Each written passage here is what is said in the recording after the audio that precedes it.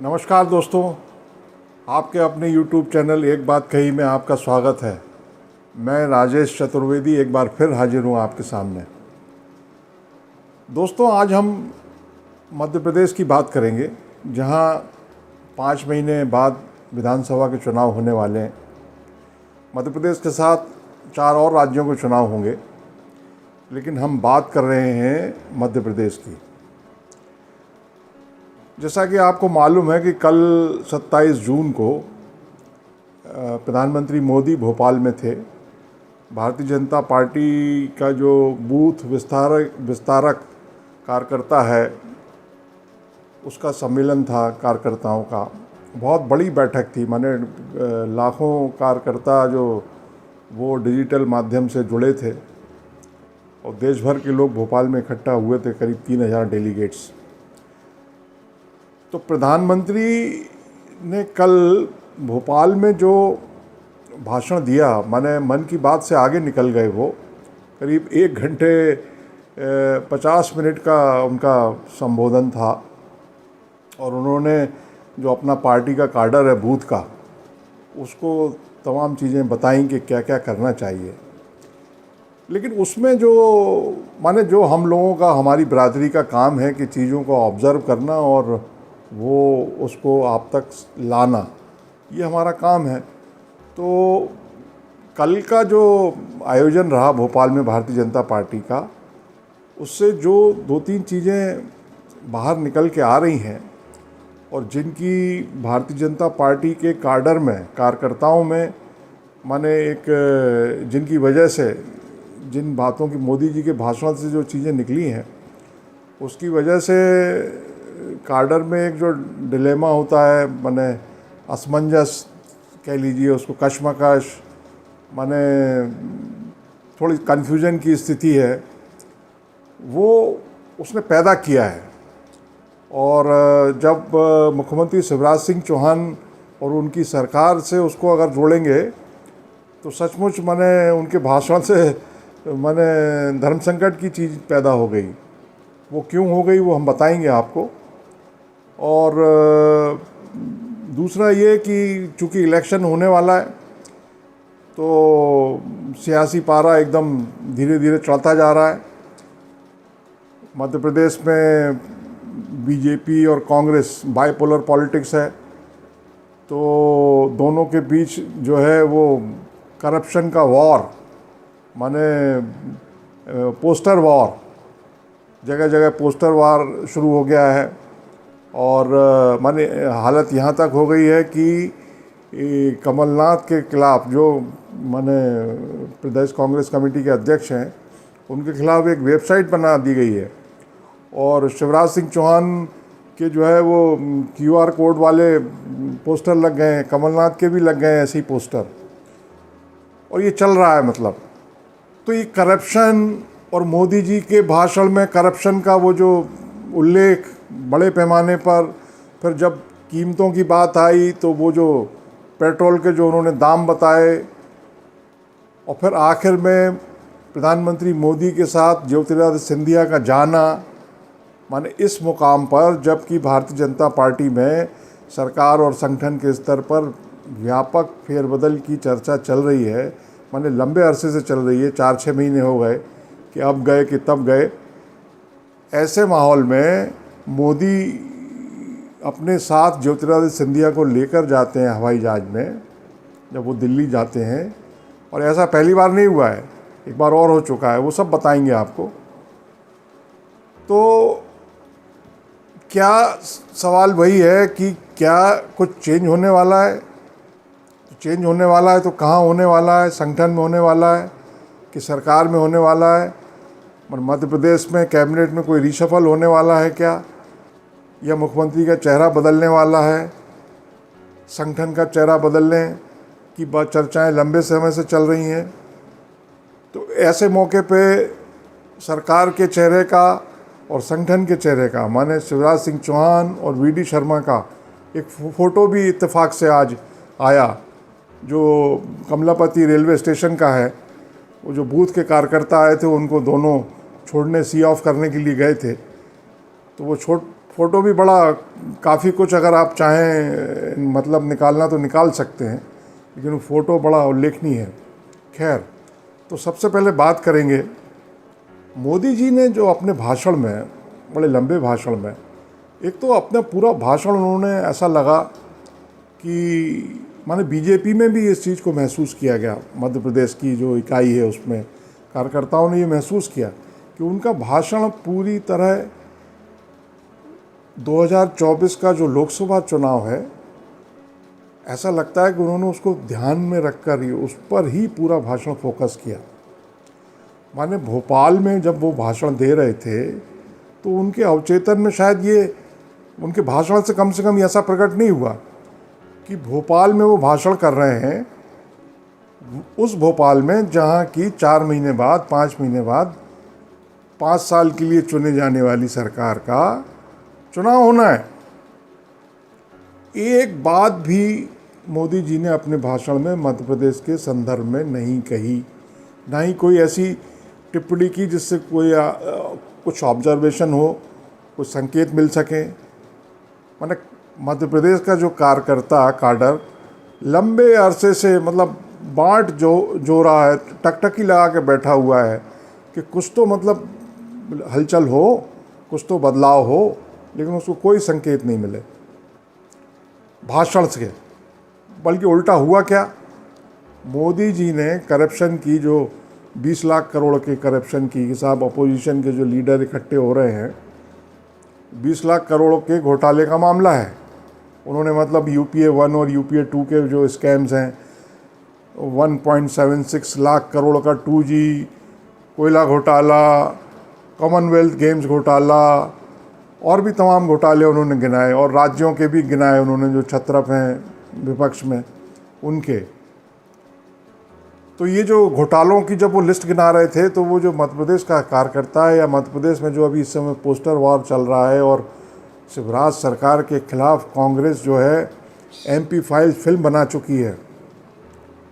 माने कांग्रेस ने पिछले दिनों करीब 225 घोटालों की लिस्ट जारी की, और उसमें जो शिवराज सिंह चौहान के खुद के जो पोस्टर लगे हैं मध्य प्रदेश में जगह जगह QR कोड के साथ, उसमें 50% कमीशन की बात है, और व्यापम घोटाले से लेके टेंडरिंग घोटाला और सिंहस्थ घोटाला और ये घोटाला और वो घोटाला, 225 घोटालों की लिस्ट है वो। ऐसे ही कमलनाथ के खिलाफ वो हेलीकॉप्टर घोटाला और वो यूरिया घोटाला और एक आध दो घोटाले उनकी लिस्ट में भी हैं। क्योंकि भाई कमलनाथ तो 15 महीने मुख्यमंत्री रहे, शिवराज सिंह चौहान मतलब 18 साल से 19 साल से चीफ मिनिस्टर है, तो लाजमी है कि वो जो लिस्ट है वो बीजेपी की बड़ी लंबी चौड़ी है। अब ये अलग बात है, माने करप्शन इशू बनता है कि नहीं बनता है। अभी तक तो ये देखा गया कि करप्शन चुनाव में कभी इशू बनता ही नहीं है, क्योंकि नेता अक्सर ही देखने में आते ही है। मिल्लत में, पब्लिक में ये चीज़ है, परसेप्शन आज का नहीं है, शुरू का है कि भाई करप्शन में सब एक दूसरे पे आरोप लगाते हैं, लेकिन अल्टीमेटली होता कुछ नहीं है, नतीजा 0, 0। आज तक नहीं सुना कि कोई बड़ा आदमी, कोई बड़ा नाम जिन पे आरोप लगते रहते हैं, वो कभी उसके खिलाफ कोई कार्रवाई हुई हो या उसको जेल जाना पड़ा हो, सज़ा हुई हो। तो पब्लिक इन आरोपों को ज़्यादा सीरियसली लेती नहीं है। लेकिन मोदी जी ने भ्रष्टाचार की लंबी लिस्ट गिना दी, तो लोग उसको मध्य प्रदेश से जोड़ने लगे कि भाई आप उधर घोटालों के लिस्ट गिना रहे हो, लेकिन मध्य प्रदेश का क्या है। तो कमलनाथ को मौका मिल गया। कमलनाथ ने आज मैंने जाते जाते बड़ी चुटकी ली। कमलनाथ ने कहा कि भाई मोदी जी ने कोई कांग्रेस का नाम तो लिया नहीं है, वो जो लिस्ट गिना रहे थे या वो जो करप्शन की बात कर रहे थे, वो शिवराज जी के जो घोटाले हैं उसकी बात कर रहे थे। हम तो भाई यही मानेंगे ना कि शिवराज जी के घोटालों की बात कर रहे थे। अब उन्होंने ये नहीं कहा कांग्रेस के लिए, हाँ, उनका इशारा शिवराज सिंह जी पर भी हो सकता है जी। हाँ सर, यूसीसी को लेकर भी उन्होंने कहा बातचीत चल रही है, अब देश में एक ही कानून होना चाहिए, एक ही कानून होगा। देखिए, आज आम जनता के मुद्दे हैं जी, महंगाई जी, भ्रष्टाचार जी, बेरोजगारी जी, किसान जी, ये आज जनता के मुद्दे हैं। जी जी कितने लोग समझते हैं यूसीसी? कितने आम जनता में से खड़े पूछो, कोई जानता है यूसीसी क्या होता है? ये जानते हैं? तो ऐसा भी नहीं है कि मोदी जी को इस बात की जानकारी ना रही हो कि मध्य प्रदेश में इस समय करप्शन वॉर चल रहा है। भाजपा सरकार के घोटालों की लिस्ट बताई जा रही है, गिनाई जा रही है। 15 महीने कमलनाथ मुख्यमंत्री बने तो ऐसा नहीं है कि उन्होंने वो जो ई टेंडरिंग घोटाला है उस पर कोई काम हो गया, उस पर कोई काम नहीं हुआ। उल्टा वो जो छापे पड़े थे कमलनाथ सरकार में, कमलनाथ के नज़दीक के लोगों के यहाँ और उनके रिश्तेदारों के यहाँ, केंद्र की एजेंसियों द्वारा, उसकी जांच में आगे वो बढ़ गई है वो जांच। अभी खबर आई इतने लंबे समय, 3 साल हो गए, 3 साल बाद ये खबर आई है कि वो बढ़ गई है आगे जांच। खैर, तो करप्शन पे कुछ होता नहीं है। 1.76 लाख करोड़ जिसका मोदी जी ने जिक्र किया, 2G घोटाला, उसमें आपको याद होगा कि जो स्पेशल कोर्ट के वो जो पटियाला कोर्ट के जज साहब ने अपनी टिप्पणी में क्या कहा था कि भाई मैं सुबह से शाम तक बैठा रहता था, मेरे पास एक गवाह नहीं आया, एक सबूत देने कोई नहीं आया, सीबीआई सबूत ही नहीं पेश कर सकी और सारे आरोपी छूट गए। बाकी कोयला स्कैम का और कॉमनवेल्थ गेम्स का घोटाला और मनरेगा घोटाला, उन सब का क्या है? मतलब कौन, आप बताइए, किसके खिलाफ कार्रवाई हुई, कौन जेल गया? तो ये घोटालों की सिर्फ चर्चा होती है। तो सवाल इस बात का है कि मोदी जी ने करप्शन का जिक्र क्यों किया? क्या उनको नहीं मालूम था कि भाजपा की जो सरकार है मध्य प्रदेश में, जिसके खिलाफ एंटी इनकम्बेंसी ज़बरदस्त है, उस पर भ्रष्टाचार के व्यापक पैमाने पर भ्रष्टाचार के आरोप हैं। व्यापम जैसा घोटाला हो गया, उसके बाद हालांकि चुनाव में बीजेपी जीत गई, मगर वो व्यापम घोटाला तो हुआ, कई जानें गई उसमें, कई मौतें हुई। तो मध्य प्रदेश में बीजेपी सरकार पर भ्रष्टाचार के आरोप में क्या मोदी जी को नहीं मालूम? मगर उन्होंने जिक्र किया, बगैर मध्य प्रदेश का उल्लेख किए बिना किया। दूसरा उन्होंने क्या किया कि उन्होंने महंगाई की बात करते हुए ये जिक्र कर दिया कि भाई 2 बार उनकी सरकार ने, माने केंद्र सरकार ने, पेट्रोल पर ड्यूटी घटाई और जो गैर भाजपा शासित राज्य हैं उन्होंने पैसा कम नहीं किया पेट्रोल पर। तो बीजेपी शासित राज्यों में 100 रुपये से कम में पर लीटर पेट्रोल बिक रहा है, चाहे वो उत्तर प्रदेश हो, उत्तराखंड हो, हरियाणा हो, गुजरात हो, उन्होंने सब गिनाया है ये। और बाकी फिर बिहार से लेके उन्होंने तमाम राज्यों की दाम बताए। अब क्या मोदी जी को ये नहीं मालूम था कि पीछे ही उनके मंच पर वो मामा बैठे हुए हैं, शिवराज सिंह चौहान, और मध्य प्रदेश में 108 रुपये से ज़्यादा पर लीटर का पेट्रोल बिक रहा है? उनको ख्याल ही नहीं रहा। तो क्या उन्होंने मतलब इसको अनजाने में किया या अवचेतन में ये चीज़ थी नहीं, या डेलिबरेटली किया? क्योंकि भाई सवाल तो शिवराज सिंह चौहान से पूछा जा रहा है ना, कांग्रेस पीछे लग गई। अब जो मेन स्ट्रीम मीडिया है वो तो इस तरह के सवालों से थोड़ा आजकल परहेज करता है, लेकिन जो लोग बैठे हैं घरों में वो देख रहे हैं, वो समझ रहे हैं, वो अर्थ निकाल रहे हैं, मतलब निकाल रहे हैं। और बीजेपी का जो कार्डर है, वर्कर है, जिसको चुनाव में उतरना है, उसके सामने एक डिलेमा बन गया, धर्म संकट की स्थिति पैदा हो गई कि भाई हम क्या जवाब देंगे कि मध्य प्रदेश में क्यों नहीं हुआ कम, 100 रुपये से कम तो नहीं मिल रहा मध्य प्रदेश में। तो एक तो ये हुआ कि धर्म संकट की स्थिति बन गई।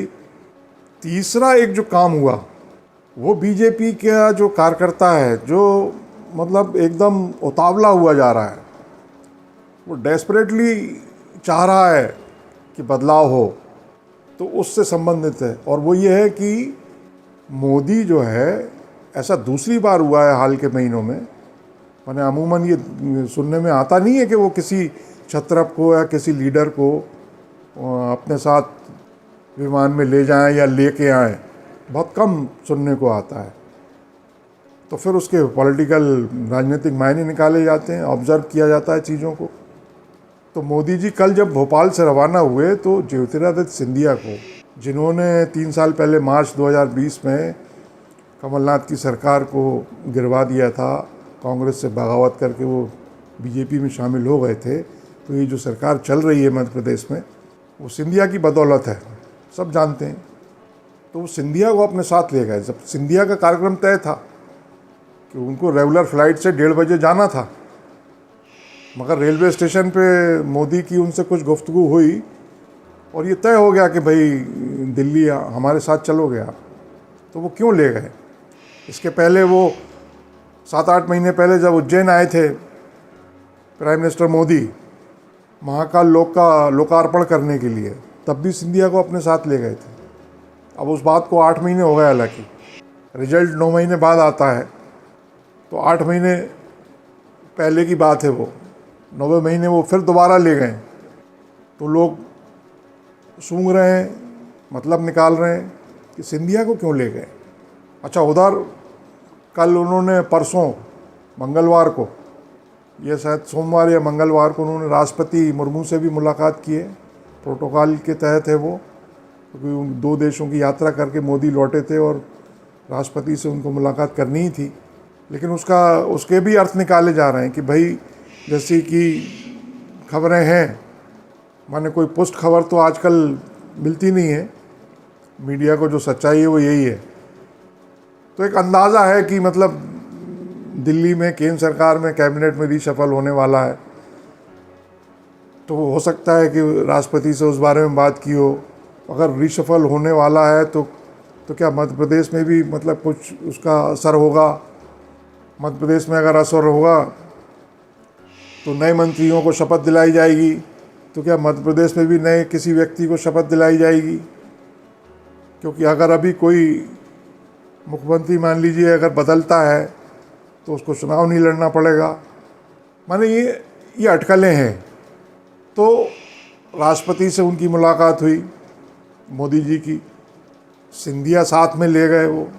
तो अब हो सकता है इस पर चर्चा की हो कि भाई मध्य प्रदेश में अगर कोई रीशफल होने वाला हो मध्य प्रदेश की सरकार में, कैबिनेट में, सिंधिया के 5 मंत्री हैं ही घोषित रूप से, तो उन 5 में से हो सकता है किसी को ड्रॉप किया जा रहा हो। ये भी संभव है कि उनको टिकट ना दिया जा रहा हो।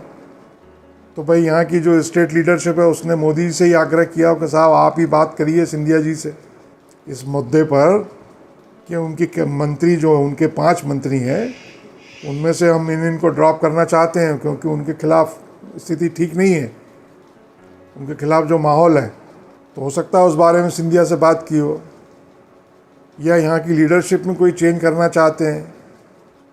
तो अब ये सब चीज़ें, माने ये जो बीजेपी का जो कार्यकर्ता है ये सब चीज़ें देख रहा है, इससे मतलब निकाल रहा है और एक अंदाजे में जी रहा है। तो ये सब आपको बताना था।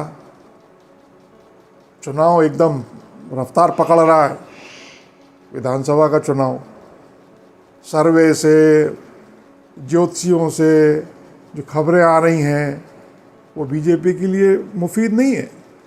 बीजेपी कुछ भी पोज करे तो जो सर्वे हुए हैं खुद के पार्टी के, भारतीय जनता पार्टी के, संघ सर्वे कराता है कि नहीं कराता है, लेकिन जो बाज़ार में खबरें हैं वो ये है कि संघ की भी रिपोर्ट बीजेपी के लिए ठीक नहीं है।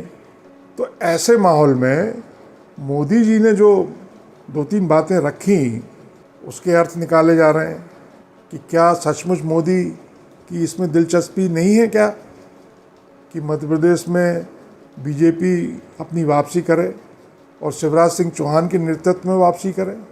और अगर वो चाहते हैं कि भाई बीजेपी वापसी करे और चौहान के नेतृत्व में ही वापसी करे, तो फिर वो सिंधिया को अपने साथ ले जा रहे हैं। पेट्रोल की कीमतों का इस तरह जिक्र कर रहे हैं जो कि चौहान के लिए मतलब उत्तर देने लायक स्थिति में नहीं है। मुख्यमंत्री चौहान, करप्शन का भी यही मामला है। तो लोग क्या कर रहे हैं, भाव भंगिमाओं को पढ़ रहे हैं। लोग माने बीजेपी का कार्यकर्ता भाव भंगिमाओं को पढ़ रहे हैं, चीज़ों को टटोलने की कोशिश कर रहे हैं। बीजेपी के पास मध्य प्रदेश में मुख्यमंत्री चौहान के बरक्स चेहरों का संकट है। ले दे के वो 2-3 नाम हैं। अब मोदी अगर चाहें तो वैसे गुजरात में उन्होंने किया था कि पूरे घर के बदल डाले थे, तो वो उनकी स्थिति मतलब भाजपा माने मोदी, मोदी माने भाजपा, वो कर भी सकते हैं, जैसे वहाँ भूपेंद्र पटेल एकदम, तो यहाँ भी हो सकता है कोई पटेल मिल जाए मध्य प्रदेश में। तो आने वाले दिन बड़े दिलचस्प रहने वाले हैं, कम से कम 10-15 दिन। माने एक पखवाड़ा जो है वो भारतीय जनता पार्टी के लिहाज से, मध्य प्रदेश भाजपा के लिहाज से बड़ा दिलचस्प रहने वाला है। तब तक के लिए नमस्कार। आपसे आग्रह है कि इसको लाइक करें, कमेंट करें, और अगर चैनल को सब्सक्राइब नहीं किया हो तो सब्सक्राइब ज़रूर कर लें। सब्सक्राइब कर लीजिए। नमस्कार।